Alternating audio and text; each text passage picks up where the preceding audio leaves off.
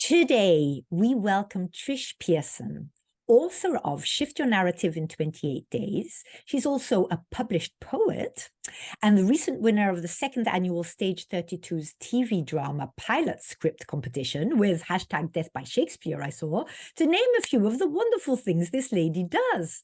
So welcome, Trish. I'm absolutely delighted you came across my path via actually a Global Woman Amsterdam networking event. I'm so grateful for all of these warm connections that I'm able to make. Can I ask you to maybe, in your own words, just briefly introduce yourself, where you are, or where you're from, and explain a little bit about what you do and, more importantly, why you do it before we get into the topic for today? Absolutely, Julie. I'm so honored to be here. Thank you so much for inviting me here today. Like Julie said, I'm Thrisha Persen. We met in the fabulous Global Women, and I'm grateful for that. I'm born and raised in New York, but now I live in the Sunshine State of Florida, where I teach at two different universities on the path to become industry entertainment creators. I love that. Education is my passion. And of course, also being a creative writer. So getting Yeah. the opportunity to publish my first journal, Shift Your Narrative in 28 Days, and also the script writing competition, which came across my lap, and it was a leap of faith. It was actually a split decision to enter the competition, and I entered, and the world Wonderful. opened up, and I took the risk. I just been an educator for almost 20 years now, kind of crazy, and it just fills me up every day. It fills Right. me up to just lend that support to future creatives. Right. Right. And I mean, so you've written this book, on the power of reflection. And that's what we're also talking about today. And I mean, the name is Shift Your Narrative in 28 Days. So I don't know if you want to get into what do you mean by that? What is a narrative, and do we all have one, before we get into the power of reflection? Maybe that's a good way to start, right, Trish? Oh, I love that question. So, yes, we all have a narrative. We all have our stories. I believe wholeheartedly that each and every one of us carries a wisdom, and that wisdom comes from experience. Yes. But sometimes we get caught up so much in the everyday life and everything that we have to take care of that we don't take that moment to stop, journey within. So I feel that our power comes from within. External experience, it happens, it's great, but our wisdom comes from inside of us. Right. And I believe that we have to take that time to ask ourselves those hard questions, because sometimes we just glance over them Right. the in the everyday just patterns of what we do in everyday life. Right. So when it came to writing this journal, I took my own experience, my own journey. My outlet has always been writing, so I have journals all over the place. It's a controlled chaos, so it's not messy, but they're all over the place. And one of the things that I push for my students, or encourage, I'll use the word encourage, is reflection. Right. To really get to discover who they are and what they're capable of doing. Right. So I decided, I'm saying these words to these students, I have to listen to these words. And sometimes Yes. we forget, like we Yes. will give this advice, but we're not listening to ourselves. So I went through a whole process of, we all read these books, these self-help books, and write in the margins and, take copious notes. And I found myself, after I would read the book, okay, I have these things, and get excited and then fall right back into it. 100%. I am so with you. I have read the most amazing amount of books, which I use. Also, I'm also a coach on the side. So, I mean, I do use them with my clients, but I realized in everything I do, I host masterclasses for the British Coaching Federation. And I had one yesterday, and it was amazing what she was talking about. And I have this book full of notes that I make and all these plans of what I'm going to do with it. And then the next one comes off and I turn the page and I go straight into the next one and the new book. And it's about actually taking action also on what we've learned, right? It's absolutely. Right, Trish, I've got loads of things going off in my head. So first of all, the definition of a narrative, is that also what, I mean, I love the way you're using narrative as in words, whereas I would use, we're talking about the film in our head, right? The film that we make about who we are, about what we're good at, what we're not good at, what we're capable of, based on past experiences and how we've interpreted them. Is that what you call the narrative? Absolutely. And it's the way that we move within our story. Right. Sometimes we forget where the purpose comes from, or Right. where the passion comes from, or why we're Yes. doing it. Yes. So, our narrative can be so just mundane, or what's the word I'm looking for? It just going through the motions. Yes. On If we don't, autopilot. right, Right? autopilot. I love that. Thank you. Yeah. We could just go on autopilot, and that's the story that we're navigating through. So if we take the moment to take those breaths and reimagine or re-ask ourselves why we're doing it. Maybe we're going through the motions and it's not that it's negative, it's just not done with our hearts. It's And not compelling. It's just like a our- neutral action, isn't it? It's not something which makes us excited. Because all of this, I mean, if we're talking about that, I mean, first of all, the second thing I wanted to say, just before I forget, is I am so happy to hear that you're teaching this then to younger students, let's say, this is an audience of 50 plus. But I mean, we're struggling with this too now, but I would say that the younger generation of students, we remember, at least the 50 plus, we remember life before this huge pace of constant online, constant, everything, decisions have to be made immediately. There's no room for reflections. Do. So at least we still, first of all, can remember when it was a little bit slower. Secondly, for most of us, we might be at a slightly quieter period of our life. I mean, 50 plus, we're not, just lying at home knitting booties or whatsoever. But, we're not in that discovering who I am phase of students and looking for, what studies are right for me and what job am I going to do. And you're, as well, as you were saying at the beginning, in a rather cutthroat industry as well, of course, the entertainment industry. So that it's wonderful to think that that's actually being taught to stop and reflect. Thank you. Thank you. Yes. But it's true, right? I mean, it's this pace of life. I mean, I really feel for the younger generations now. I mean, it's hard to try and explain to them the need to stop and ask yourself, why are you doing what you're doing? I think it's Stephen Covey, the coach, who has this thing about, the ladder being against the wrong building, right? You can run up the top of the ladder, and get to the top and think, well, this isn't where I wanted to be in the first place. So it's all about the why. So you teach this to them, and we're going to get back to, okay, so we're 50 plus, and the downside might be that we've been running this autopilot narrative for maybe longer than the students, right? So it's even further ingrained in the autopilot mode. Why would you say that it's important that we are aware of our narrative? Ultimately, we have control.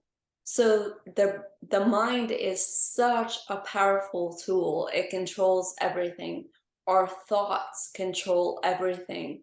So if we're in this one way of doing things, or narrow way of doing things, or autopilot, we tend to get in this rut and forget that we have the power to change that. Yeah. So that's where shift your narrative comes into play.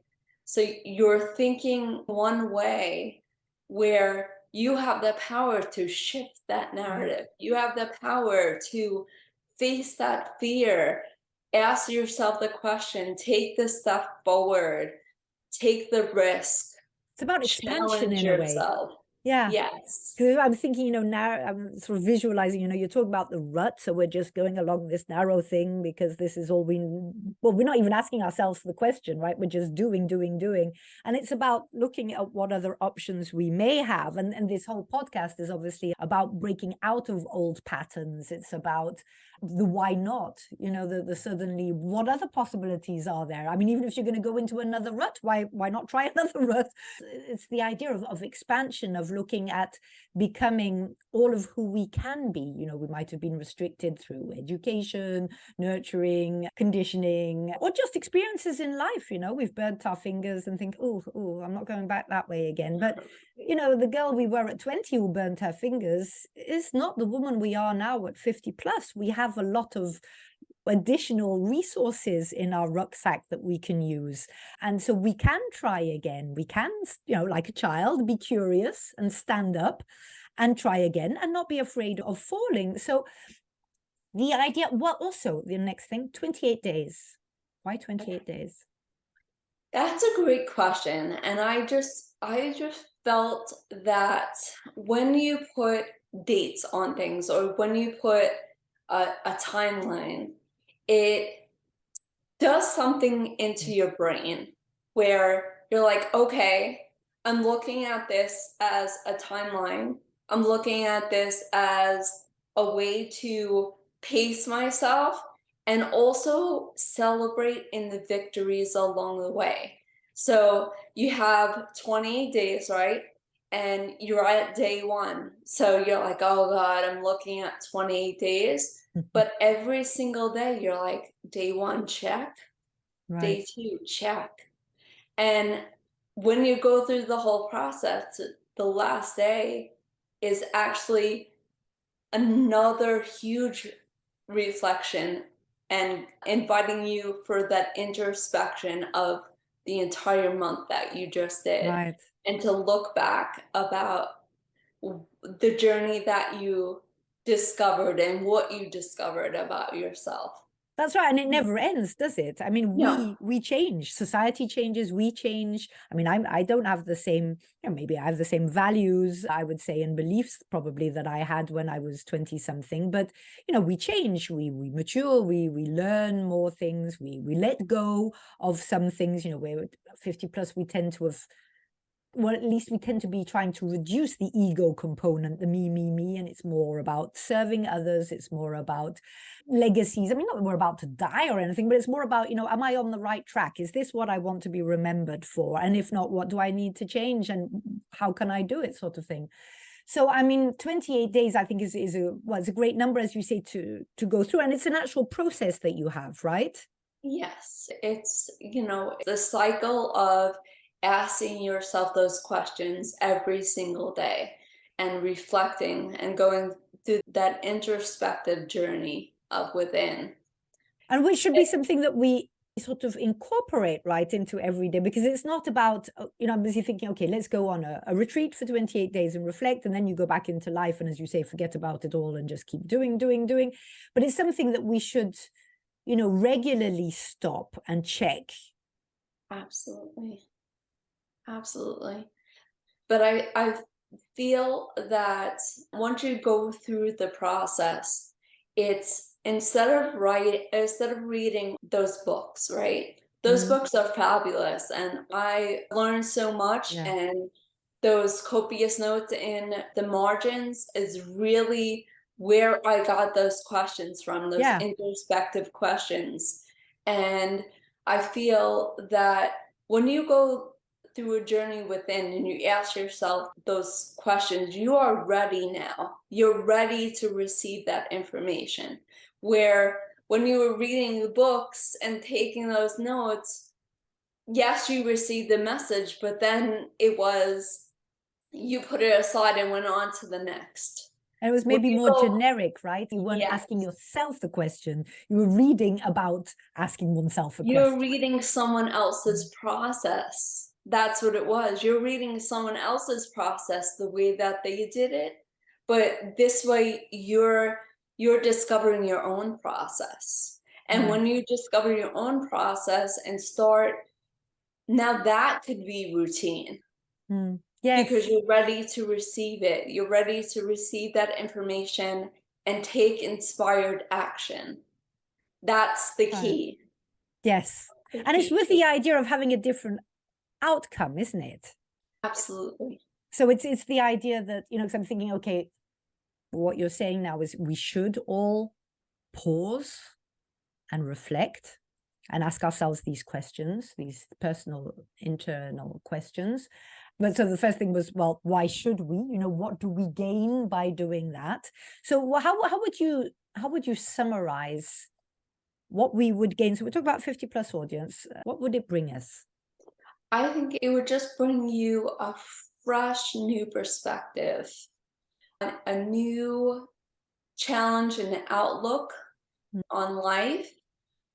My students vary from, I know you said youthful, my students vary anywhere. My youngest student was 16, my oldest student has been 70. Yes, of course. So Yeah.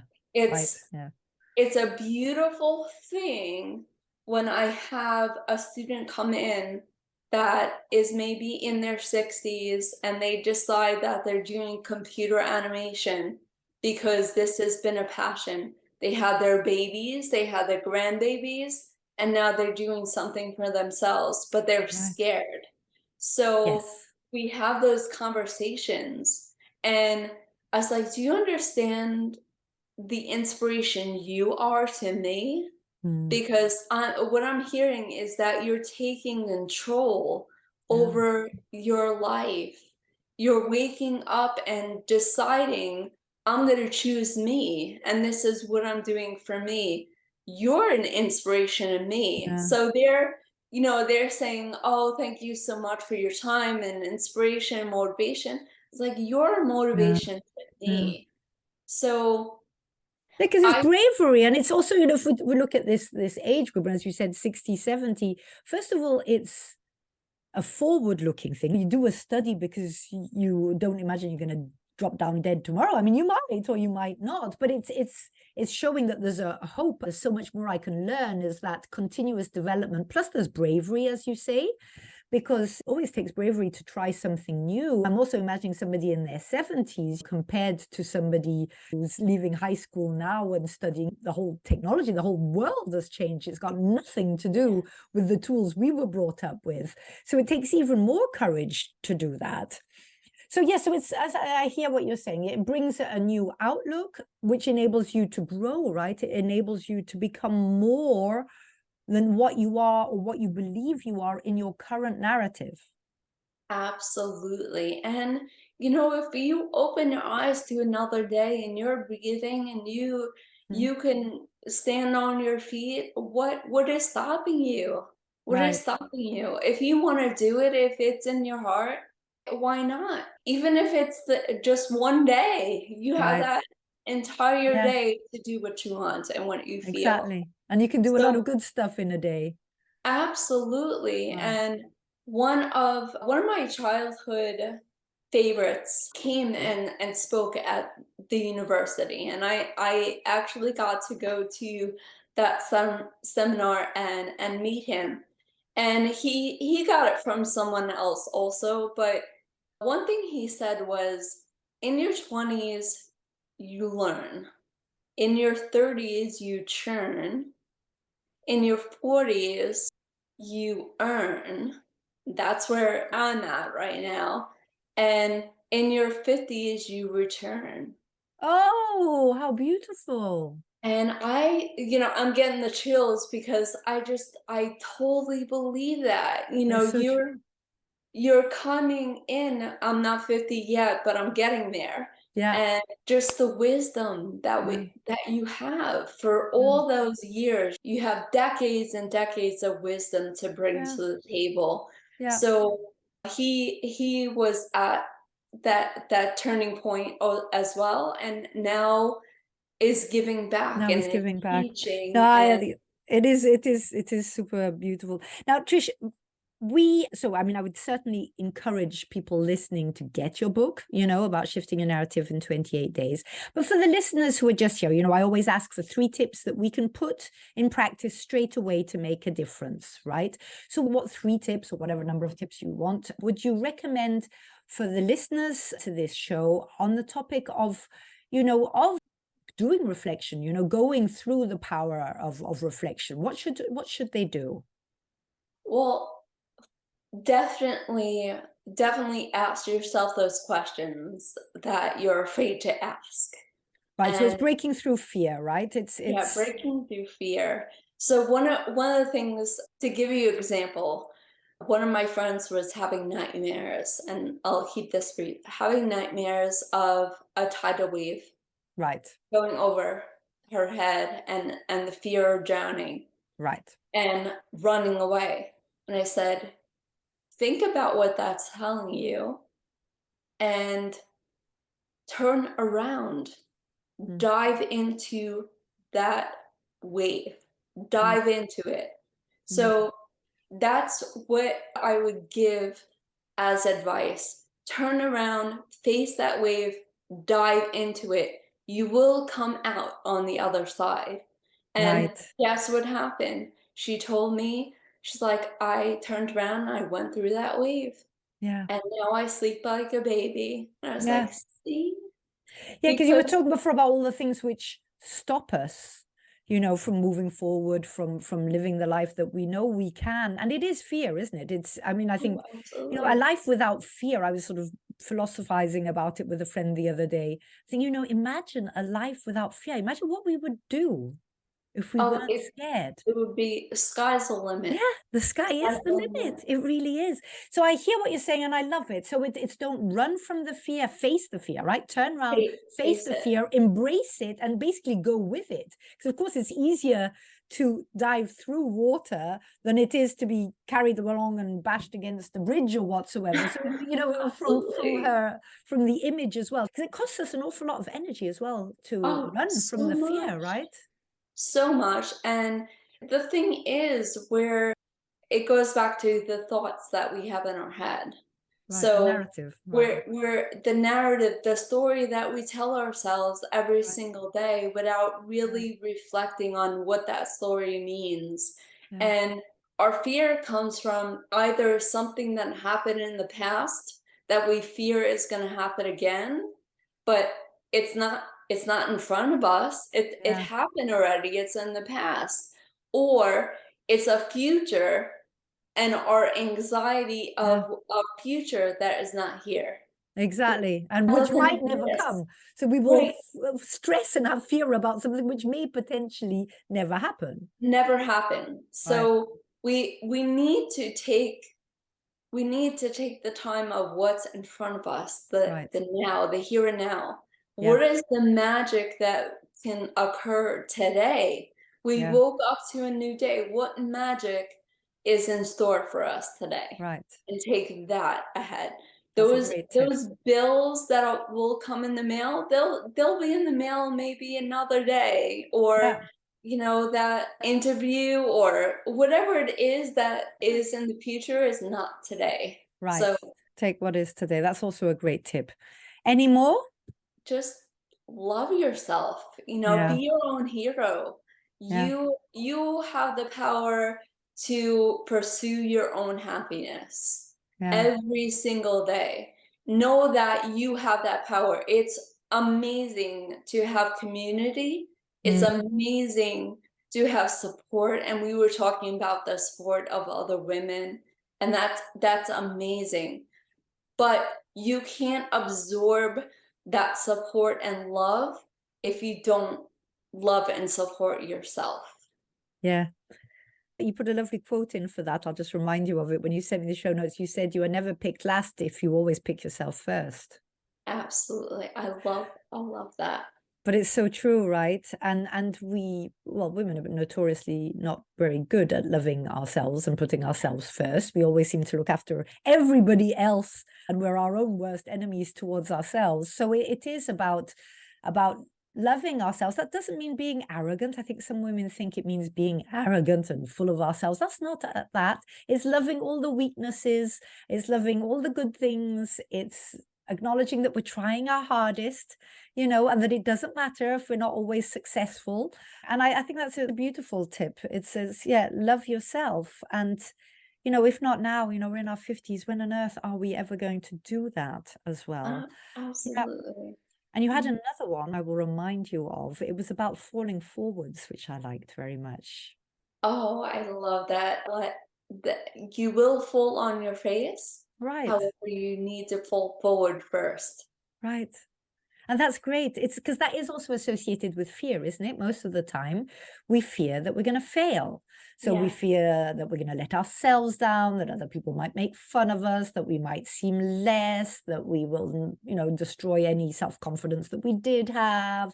And we're held back by all these self-worth things. And well, who are you to think you should try this, etc. But it is, I mean, no child would have learned to walk if they hadn't dare fall. That's how we learn. We learn from our mistakes. We learn how to balance. We learn what we've got to change in order to move forward. And as you say, falling is fine, but you're falling forward. That Oh, same mistake you will probably not make again, or not in that same way. And I think that's also an absolutely beautiful tip. And that reflection that you're talking about, our topic here to round it all up is the power of reflection. And it really can change your life, right? Because it's what we think about ourselves. It's our narrative that we're talking about. it's our control that Yeah. ultimately we have control. Because even what we're talking about failure and all that's outside noise. That's Yes. outside noise. So Yes. once you take that introspective journey and you find out and you discover that power, there is nothing on this earth that can touch that. Once Right. you have that power and spirit and understand yourself, Yeah. there's nothing on the outside world that can break that spirit. Oh, that is Nothing. so beautiful. But also it's so strong because basically what you're saying is we don't actually need to do anything. We need to stop doing all the rest, all the mess, all the clouds, which blurs our visibility from all that insane wisdom, which we already have. We don't even need to go, we don't need to go out and, as you say, read another 30,000 books and make copious notes and all of that. We actually have that. So this power of reflection is actually blowing away everything, all that noise, as you've just said, that we surround ourselves with, so that we can really appreciate this burning flame of knowledge, of compassion, of wisdom, which is already there. It's already there. It's already I use that hashtag, the power is already yours. Ah, yes, yes. Oh, yes, I just see it now. Yes, yes, that's exactly that. Trish, thank you very, very much. This was very profound, very beautiful. And as I say, we 50 plus, it's time that we shift our narrative so that we can be all that we're meant to be, so that we can dispel all the fear and all these worries around it. But I am also so profoundly grateful that you teach this at university, and that hopefully future generations will grow up already knowing that, so that they can be aware of where their reflection is going and not be on autopilot. Because as you said, it's about regaining power, the power which is rightfully ours. Thank you, Trish, Absolutely. very, very much. Good luck with your mission. Delighted to have you back any other time. And for the rest of you out there, let's do exactly what Trish says and not just make copious notes and then, go away and have a great weekend. I mean, I wish you a great weekend anyway, but to actually take note of that. And reflection is something that we can all do in whatever time is right for us. And it just brings so much. So here's to being all of who we can be. Loads of love to you all. I'll speak to you again this time next week.